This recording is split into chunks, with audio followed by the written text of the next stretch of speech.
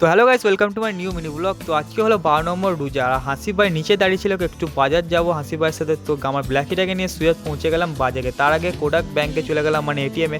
তো এখানে পুরো চিল হয়েছিল, পুরো বেশ ভালো লাগছিল, পুরো জানটাকে পুরো ঠান্ডা করে দিল। তো এটিএমে চলে এলাম পয়সা তোলা লেগে, কিন্তু এখানে তো পয়সা তোলা হয় না, এখানে পয়সা জমা দেওয়া হয়।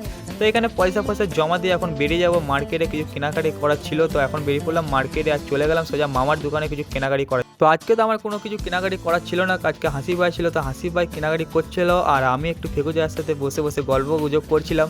তো মাল কেনাকাটি করার পর আমরা সোজা বেরিয়ে পড়লাম বাড়ি যাওয়ার জন্য। তারপর বাড়িতে চলে এলাম, আর শুতে না শুতে এখন রেডি হয়ে নিচে চলে যেতে হবে, কারণ নানার রক্ত নিতে হবে। কারণ নানা অনেকক্ষণ আগে খেয়ে নিয়েছিল, আর 2 ঘন্টার টাইম হয়ে গেছিলো। তো নানা বসেছিল আর আমাকে ডেকে যাচ্ছিলো, তো ঝটপট করে নানার রক্তটা এখন নিয়ে নিতে হবে আমাকে। ঠিক এখন ক্যামেরাটা ধরিয়ে দিচ্ছে, নানি তো ধরতে পারছিল না। তো মা এলো, তো মাকে এখন ক্যামেরাটাকে ধরিয়ে নানার ব্লাডটাকে আমি আস্তে আস্তে করে নিয়ে নিয়েছিলাম, যাতে নানার হাতে কোনো অসুবিধা না হোক। তো ঝটপট করে ব্লাডটাকে নিয়ে আমি এখন নানাকে বাই বাই করে চলে যাব একটু ওপরে, কারণ 4টে 4:30 পর আমি ল্যাবে জমা দিতে যাবো। তো এখন 4টে বেজে গেছে, তো এখন ঝটপট করে আসরের নামাজটা আমি আদায় করতে চলে গেলাম। তো নামাজ পড়ার পর সব ভাইরা একটু হাঁটতে বেরিয়েছিলাম, আর টাইমও হয়ে গিয়েছিলো যে ল্যাবে এখন জমা দিতে হবে আমাকে স্যাম্পেলটা।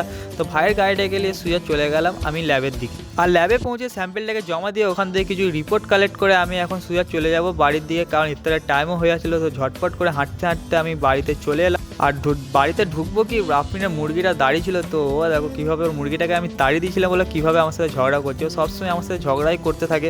তো তারপরে ইফতারেতে বসে পড়লাম, কারণ ইফতারের টাইম হয়ে যাচ্ছিলো। তো আজানও দিয়ে দিল, তো ইফতারটা খুলে নিলাম। আর আব্বা এদিকে দেখো ফ্রুট সালাড করছে, তো ফলমূলগুলোকে কেটে ভালো করে চাট বানিয়ে আমাদেরকে দিয়ে দিল, মানে ফ্রুট সালাডের চাট। তো আজকে মিল ব্লগটা এতটুকুনি ছিল, টাটা।